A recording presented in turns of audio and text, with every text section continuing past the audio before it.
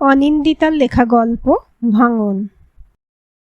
কাঁচা পাকা গোঁপে তা দিয়ে হাতে হলুদ মাখা গিন্নির দিকে তাকিয়ে মেজকর্তা বললেন, অরুর বিয়েটা ঠিক করে এলাম বুঝলে। বয়স বেড়েছে, ছেলে লায়েক হয়েছে, ওকালতিতে খানিক পসার জমেছে। মক্কেলরা এসে খোঁজটোজ করছে, কানে আসছে ছোকরা মাঝে মধ্যে সাহেব পাড়াতেও যাতায়াত করছেন। বিয়েটা দিয়ে দেওয়াই ভালো। একজন লক্ষ্মীমন্ত সুন্দরী ঘরে এলেই দেখবে সংসারে ছেলের মন বসে যাবে। আর জোয়াল একবার কাঁধে উঠলে ঘানি না ঘুরিয়ে উপায় আছে? এই আমাকেই দেখো না, 19 বছর হতে না হতেই তোমার সঙ্গে বাবা কেমন জুতে দিয়েছেন। সেই থেকে ঘানি ঘুরিয়েই চলেছি। চিন্তিত মুখে নিভাননী বললেন, আপনার যেমন কথা আমি বুঝি, কিন্তু খোকা এখন বড় হয়েছে, বললেই কি সব মেনে নেবে? আপনি কি একেবারে কথা টথা দিয়ে এলেন নাকি? শোনো, পায়ে হেঁটে মেয়ে দেখে আসা মানেই এক প্রকার কথা দেওয়া। আর তোমার ওরও শুধু লম্বাই হয়েছে, বয়সে বাড়েনি। বাবার কথার উপর যাবে এত বড় সাহস হয়নি এখনো। মনে রাখবে, যতদিন বেঁচে আছি এই বাড়ির কর্তা আমি। তারপর কি হবে সে পরে দেখা যাবে। এই নাও, চক্ষু কর্ণের বিবাদ ভঞ্জন করো দেখি। ফোলিও ব্যাগ খুলে মেজকর্তা একটা ফটোগ্রাফ বের করে দেন। দেখেই বোঝা যাচ্ছে কোনো এক স্টুডিওতে যত্ন করে তোলা। খুঁটিয়ে ছবিটা দেখেন নিভাননী। বিন্দুমাত্র মিথ্যে বলেননি কর্তা। কিশোরী মেয়েটি সত্যিই লক্ষ্মীমন্ত, বেঁটে প্রকৃত ফর্সা, এক মাথা চুল কোমর অবধি। চোখ মুখের গঠন মন্দ নয়, যেন লক্ষ্মী ঠাকুরুনটি। এক কথায় যাকে বলে প্রকৃত সুন্দরী। এক গা গয়নায় সাজালে আত্মীয় স্বজন চোখ ফেরাতে পারবে না। আজকালকার মেয়েদের মধ্যে টেলিভিশনের নায়িকাদের দেখে চুল ছোট করার একটা ফ্যাশন শুরু হয়েছে। এ মেয়ে যে সেই স্রোতে গা ভাসায়নি, সেই দেখে মনে মনে খুশিই হলেন। অবশ্য গা ভাসালে কর্তা থোড়ি পছন্দ করতেন। একগাল হেসে বললেন, ভারী মিষ্টি ছবি, এই মেয়ে খোকার পছন্দ না হয়ে যায় না। হঠাৎ কিছু একটা মনে পড়ার ভঙ্গিতে বলে ওঠেন, মেয়ে পড়াশোনা কিছু শিখেছে নাকি কেবল অক্ষর পরিচয়টুকুই? পড়াশোনা একদম না জানলে কিন্তু খোকা। আমার বিদ্বান বুদ্ধিমান ছেলের জন্য একেবারে মূর্খ বৌমা পছন্দ করব ভাবলে কিভাবে? অবশ্য ভাবতেই পারো না, মেয়ে মানুষের বুদ্ধি তো। হাসতে হাসতে বলেন মেজকর্তা, মেয়েদের আর কতই বা বুদ্ধি হবে। শোনো তবে, ওই মেয়ে বোর্ডের পরীক্ষায় পাশ করেছে, কলেজে ভর্তি হবে শুনলাম। চাটুর্যে আমার মতামত চাইছিল। আমি অবশ্য বলে এসেছি পড়তে চাইলে আপত্তি নেই। সে কি গো, একে ধারি মেয়ে, তারপর বিয়ে হয়ে এসে খাটে বই খাতা ছড়িয়ে পড়াশোনা করবে? তাহলে সংসার কে সামলাবে? আমি তো ভেবেছিলাম অরুর বিয়েটা হলে একটু তীর্থে। তোমার এই তীর্থের পরিকল্পনা না হয় কিছুদিন স্থগিত থাক, পরে সময় বুঝে দেখা যাবে। এখন তো আমাদের আর যৌথ পরিবার নেই যে একবেলায় 50 জনের পাত পড়বে। এখন হলো গিয়ে আপনি কপনি সংসার। ওই পালা পার্বণে যা একটু দেখা সাক্ষাৎ, কথাবার্তা হয়।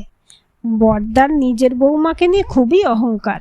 পদ্মাবতীকে বৌমা করে আনতে পারলে আমিও দেখিয়ে দেব আমরাও কিছু কম যাই না। রান্না বান্নার হাত দারুণ।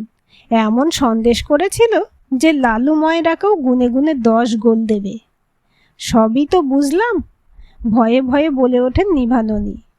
তা ওরা কিছু দেবে থবে তো, নাকি সুন্দরী মেয়ে দেখেই বেড়াল পার করবে?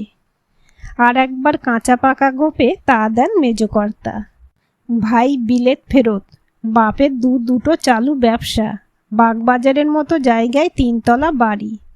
এই বিনয় মুখুজ্জে ছোটোখাটো জায়গায় হাত দেয় না, বুঝেছ? নাও বিকেলের জল খাবারটা দাও দেখি। বকতে বকতে কত বেলা হলো। খেয়ে দিয়ে গিন্নির হাতে সাজা পানের এক খিলি মুখে পুড়ে গদি মোড়া আরাম চেয়ারে বসেন মেজকর্তা। এত তাড়াতাড়ি অরুটার বিয়ে দেওয়ার ইচ্ছে ছিল না। ভেবেছিলেন বিলেত থেকে ব্যারিস্টারি পাশ করিয়ে এনে একেবারে 7 পাক ঘুরিয়ে দেবেন, কিন্তু বাদ সাধলে ওই সাহেব পাড়ায় যাতায়াত। কানা ঘুষোয় খবর পেয়েছেন এক কালো সাহেবের কিশোরী মেয়ের সঙ্গে ইতিউতি তাকে দেখা যাচ্ছে। আর তার যথেষ্ট ঘনিষ্ঠ ভঙ্গিতে। সিনেমা রেস্তোরাঁতেও বাদ যাচ্ছে না। এমনিতে উড়ো কথায় কান দেওয়ার লোক বিনয় মুখুজ্জে নন, কিন্তু খবরটা দিয়েছে তার ডান হাত অমূল্যভূষণ তালুকদার। তার মানে খবর একেবারে পাকা। যত তাড়াতাড়ি সম্ভব বিয়েটা দিয়ে ফেলতে হবে। আজকাল নাকি কী সব রেজিস্ট্রি হয়েছে। বিয়ে করে নিলে কোর্ট ছাড়া ছাড়াছাড়ি করানো যায় না। সবচাইতে বড় কথা, ঘরে প্রতিষ্ঠিত রাধা মাধব আছেন। বিলিতি মেমের অনাচার সহ্য হবে না। তাছাড়া এই মেয়ে শুধু দেখতে শুনতেই ভালো নয়, সুলক্ষণাও বটে। গোপনে কোষ্ঠী বিচার করিয়েছেন হারু ঠাকুরকে দিয়ে। বিধানও এসেছে রাজ্যটুক। থালা ভরা লুচির সঙ্গে বাটি ভরা মাংস, সাদামাটা খাবারই অরুর বেশি পছন্দ। মিষ্টি পছন্দ করে না সে। দু একবার ঘন ক্ষীর দুধের পায়েস দিয়ে দেখেছেন, এক পাশে পড়ে থেকেছে কেবল, হাত পড়েনি। লুচি ছিঁড়ে ঝোলে ডোবাতেই নাকের নখ নেড়ে নিভাননী বলে উঠলেন, খোকা, খাওয়া শেষ হলে একটু বাবার ঘরে যেও, উনি তোমায় কিছু বলতে চান।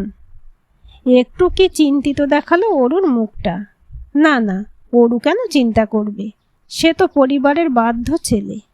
দিন দিন উল্টোপাল্টা ভাবাই স্বভাব হয়ে যাচ্ছে নিভাননীর।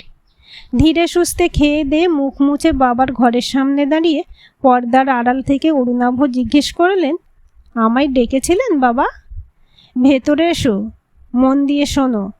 আমি তোমার বিয়ে ঠিক করেছি বাগবাজারের চাটুর্যেদের ছোট তরফের একমাত্র কন্যার সঙ্গে।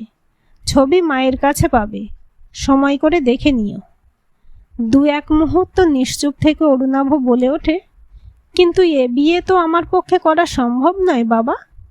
আমি যে একজনকে কথা দিয়েছ, ভালোবাসো, তাই তো? সে খবর আমার আগেই জানা আছে, কিন্তু সেই সঙ্গে তোমার নিশ্চয়ই এটাও জানা আছে ওই ভালোবাসাবাসির কোনো ভবিষ্যৎ নেই। কাজেই আমি যেখানে বলবো বিয়েটা তোমাকে সেখানেই করতে হবে। পর্দার আড়ালে দাঁড়িয়ে কেঁপে ওঠেন নিভাননী। এজন্যই কি কর্তা এত তাড়াহুড়ো করে বিয়ের ব্যবস্থা? খোকা তাহলে কাউকে ভালোবাসে? কেন জিজ্ঞেস না করে ভালোবাসতে গেল সে? অন্তত তাকেও তো একবার জানাতে পারত। চারপাশে অনেক ভাঙন দেখেছেন। এই ভালোবাসার হাত ধরে তার সাজানো সংসারে ভাঙন ঢুকবে না তো? কি হলো, কোনো উত্তর দিচ্ছ না কেন? যদিও আমি তোমার কাছ থেকে কোনো রকম উত্তর চাই না, কিন্তু একটা কথা স্পষ্ট বলে রাখি, ওই মেয়েটার সঙ্গে মেলামেশা ছেড়ে দাও। কোনোভাবে যেন আর তোমাদের একসঙ্গে না দেখা যায়। এরপর কখনো যেন তোমার মুখ থেকে ভালোবাসাবাসের কথা না শুনি। ভালোবাসার কি বোঝো তুমি? সংসার করবে, সন্তান জন্ম দেবে, হয়ে গেল। চমকে উঠে চোখ তুলে তাকালেন অরুণাভ। আপনি মানে? জানি তুমি কি ভেবেছিলে, নিয়মিত সাহেব পাড়ায় যাবে আর আমি কিছুই জানতে পারবো না? ওই কালো সাহেবের মেয়ে তো। শোনো, আমি তোমার বাবা, তাই তোমার গতিবিধির দিকে নজর রাখাটা আমার দায়িত্বের মধ্যেই পড়ে।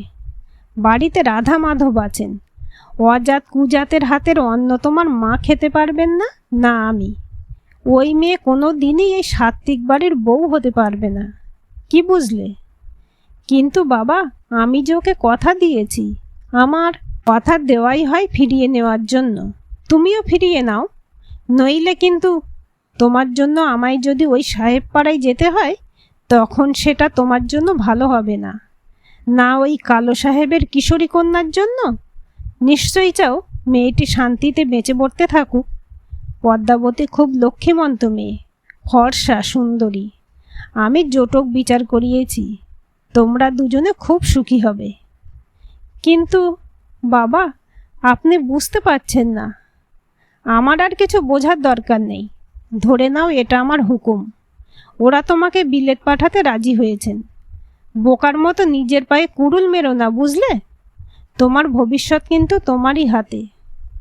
উত্তর দিলেন না অরুণাভ। তার মনের মধ্যে অদ্ভুত এক ভাঙাচোরা চলছে।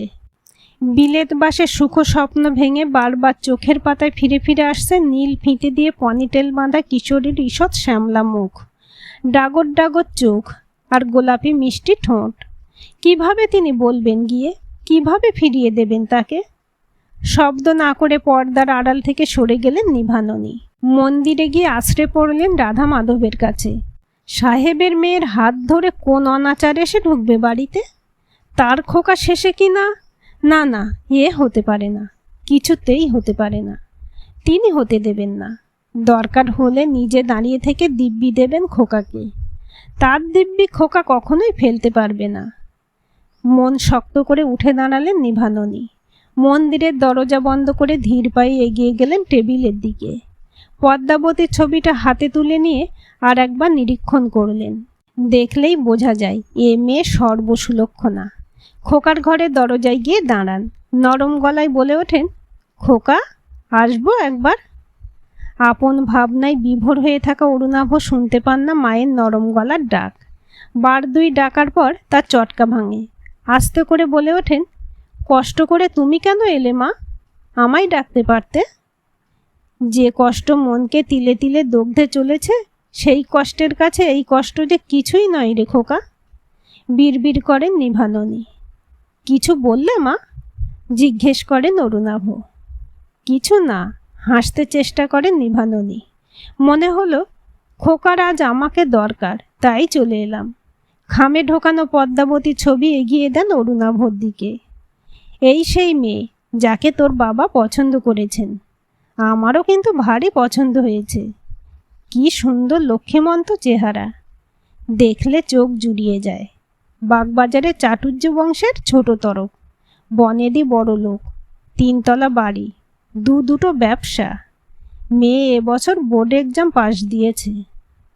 ক্লান্ত হাতে খামটা নিয়ে পাশের টেবিলে রেখে দেন অরুণাভ। একবার খুলে দেখার প্রয়োজনও বোধ করেন না। অন্য সময় হলে নিভাননী ভাবতেন মায়ের সামনে ছেলে লজ্জা পাচ্ছে, তাই হয়তো। কিন্তু এখন যে তিনি সবটাই জানেন। ছেলের মাথায় হাত বুলিয়ে বলে ওঠেন, ওই সাহেবদের মেয়েটাকে তুই ভুলে যা, ওদের সঙ্গে আমাদের মেলে না। জিনিয়াকে ভুলে যাওয়া আমার পক্ষে সম্ভব নয় মা। আমি ওকে সত্যিই ভালোবাসি। তোর গর্ভধারিণী মায়ের চেয়েও বেশি। মনে রাখিস, ওই মেয়ের সঙ্গে সম্পর্ক রাখলে তোর মাকে আর কখনো দেখতে পাবি না। তোর মা হারিয়ে যাবে। আমি বলে দিচ্ছি খোকা, কালই ওই মেয়ের সঙ্গে সব সম্পর্ক ছিন্ন করে আসবি। এ তোর গর্ভধারিণী মায়ের আদেশ। আর দাঁড়ান না নিভাননী। যেভাবে এসেছিলেন তেমনিভাবেই পর্দা সরিয়ে চলে যান। মা! আর্তচিৎকার করে ওঠেন অরুণাভ। ঘরের বাতাসটা যেন আসন্ন বিচ্ছেদের বেদনায় ভারী হয়ে আসে। কালো সাহেবের মেয়ে লুচি বানাতে বানাতে স্বপ্ন বনে। কেন যে একটা লুচিও গোল হয় না। ব্রেড কেক বেক করার চাইতে লুচি বানানো অনেক কঠিন, কিন্তু তাকে পারতেই হবে। কাল বিকেলেই যে দেখা হবে তার প্রিয়তমের সঙ্গে। অরুণ তাকে বলেছে মুখুজ্জ পরিবারের উপযুক্ত হয়ে উঠতে হবে, মানিয়ে নিতে হবে মা বাবার সঙ্গে। ভাগ্যিস বাবার মক্কেলটা পাওনা টাকা না দিয়ে ভেগে গিয়েছিল, তাই তো বাবা উকিলবাবুকে তাদের বাড়িতে ধরে নিয়ে এলো। জানি লুচিগুলো তেমন সুন্দর দেখতে হয়নি, গোলও হয়নি। তা বলে তুমি অমন গম্ভীর মুখে থাকবে? যেমন বলেছিলে তেমনভাবে তো চেষ্টা করেছি, বলো। ফ্রিল দেওয়া ফ্রক আর গোলাপি হেয়ার ব্যান্ডের ষোড়শে জিনিয়াকে আজ পরীর মতো লাগছে।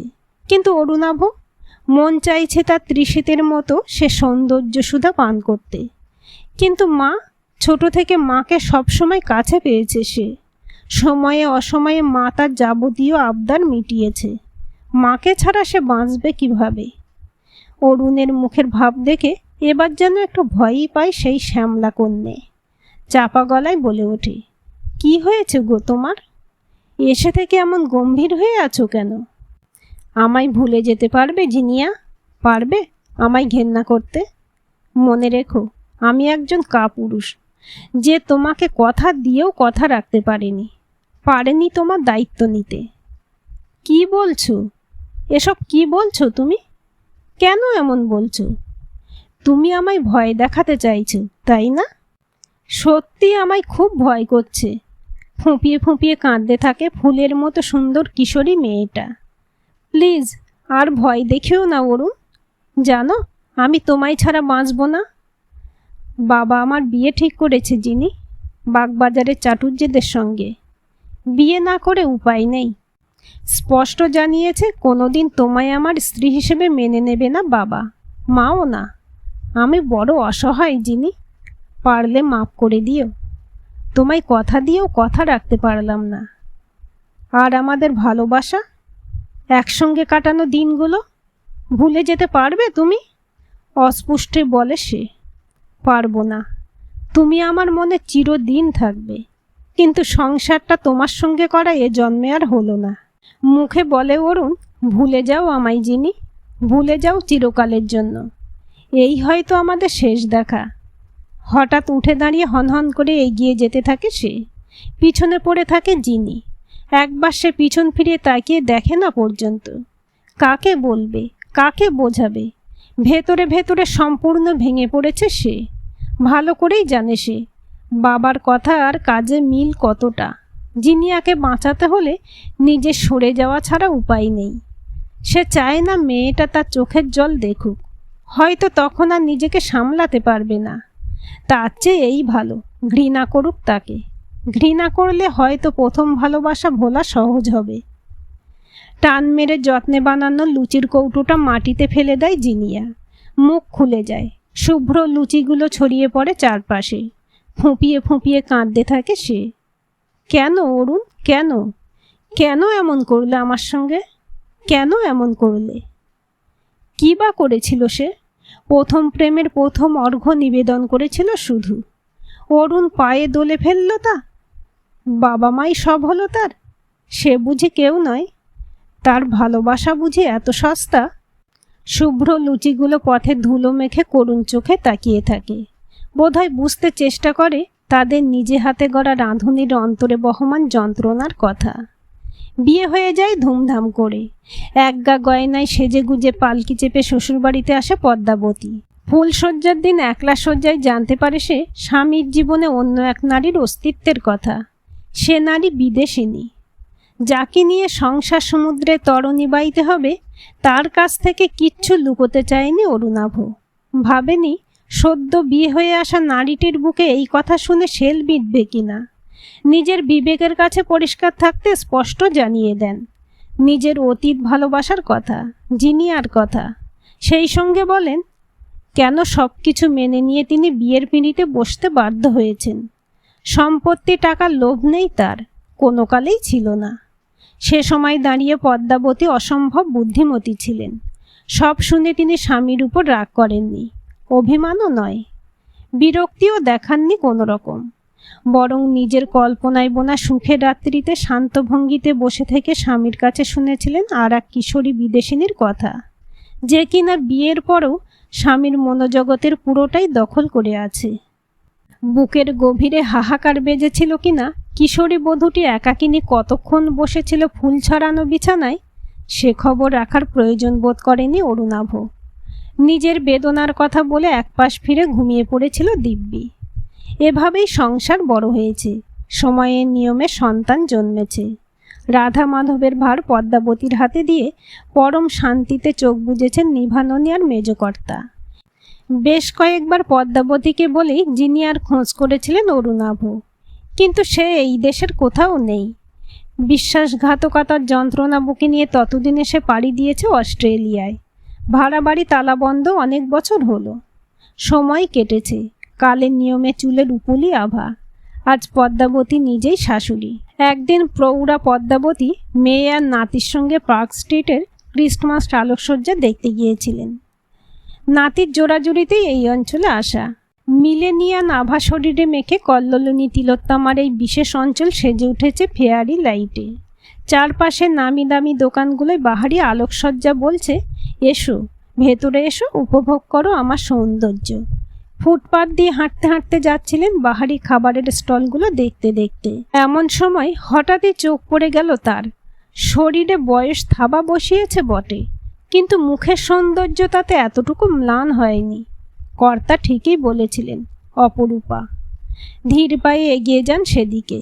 ঘরে বানানো কেক, কুকিজ বক্স, ওয়াইনের বোতল সাজিয়ে দুজন মধ্যবয়স্কা মহিলা দাঁড়িয়ে রয়েছেন, আর একপাশে চেয়ারে বসা সেই বৃদ্ধা।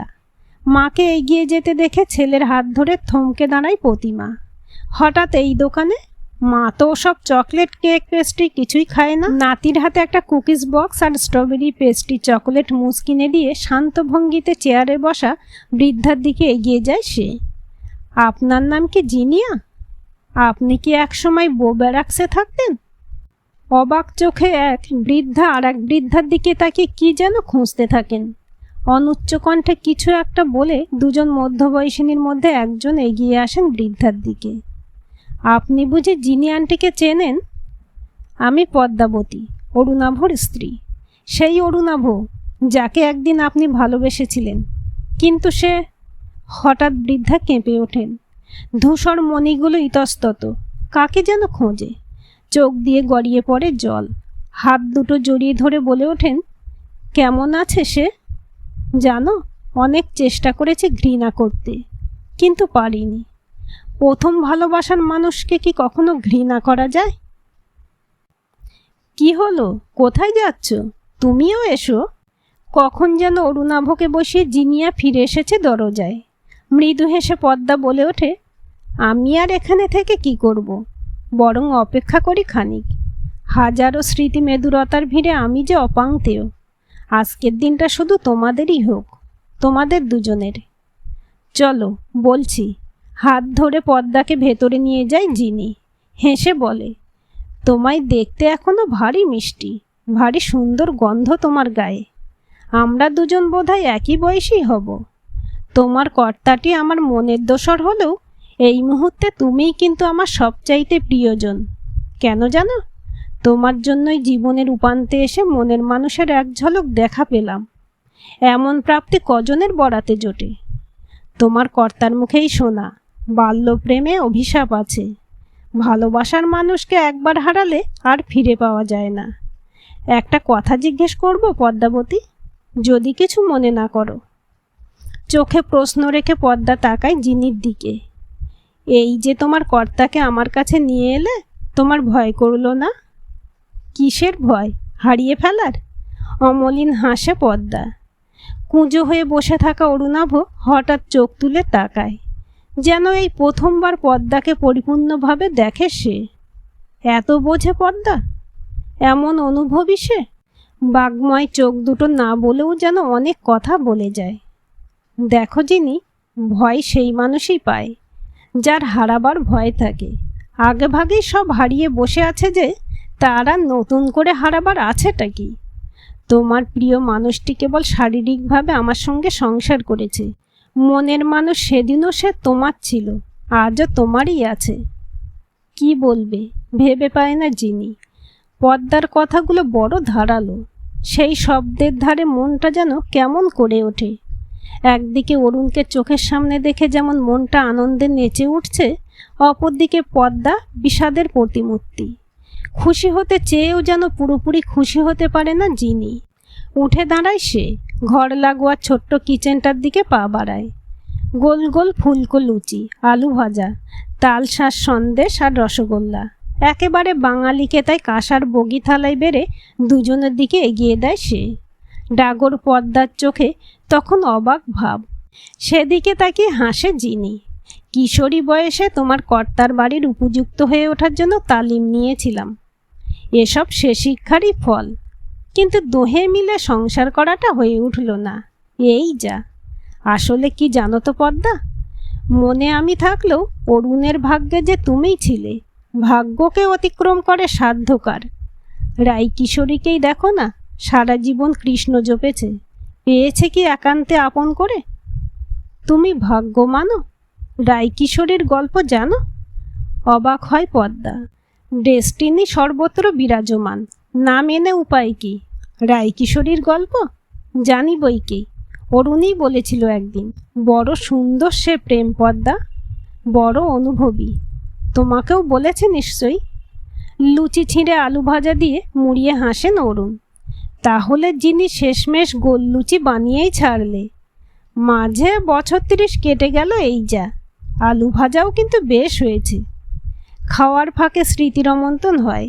পদ্মা যেন মানুষ চোখে দুই বৃদ্ধ অথচ চিরনবীন নরনারীর প্রেমের আকুতি প্রত্যক্ষ করে। প্রেম বুঝি এমনই, দুটো হৃদয় কত দূরে থেকেও কত কাছে ছিল। আজ স্পর্শ মাত্রই বীণার তন্ত্রীতে উঠেছে ঝংকার, সুর হয়ে ছড়িয়ে পড়ছে তার দিক দিগন্তে।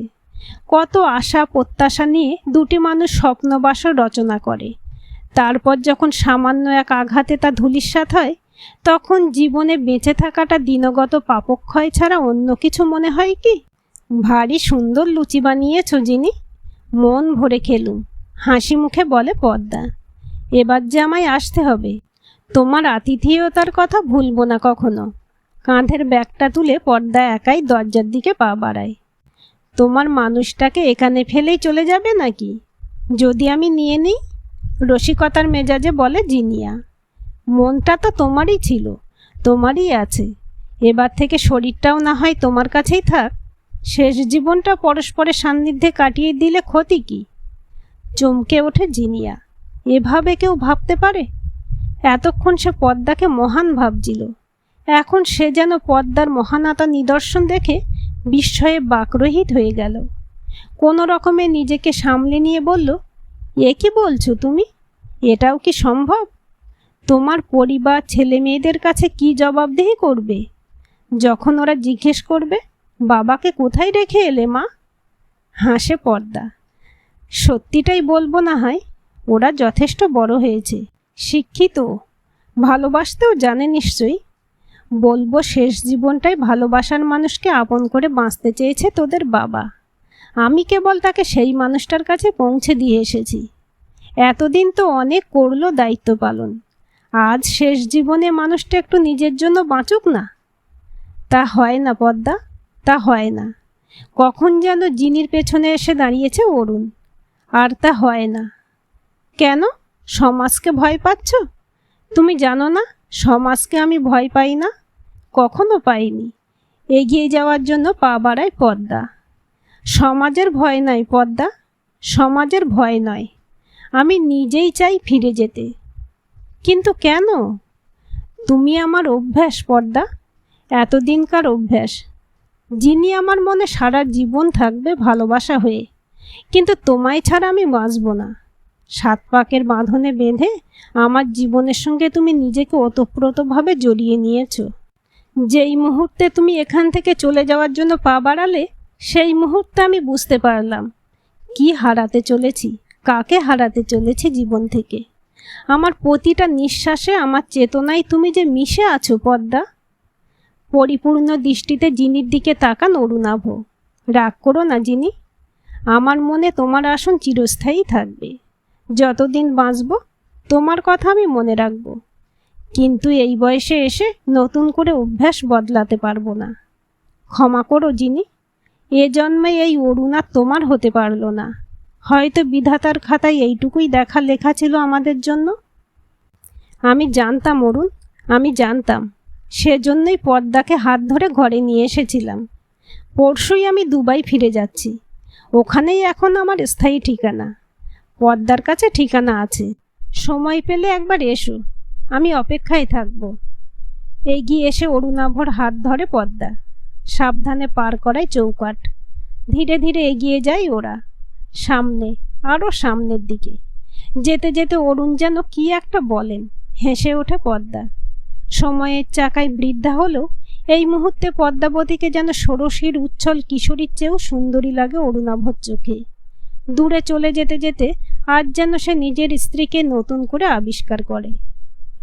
দরজার কপাট ধরে এক দৃষ্টে সেই স্বর্গীয় দৃশ্যের দিকে তাকিয়ে থাকে জিনিয়া।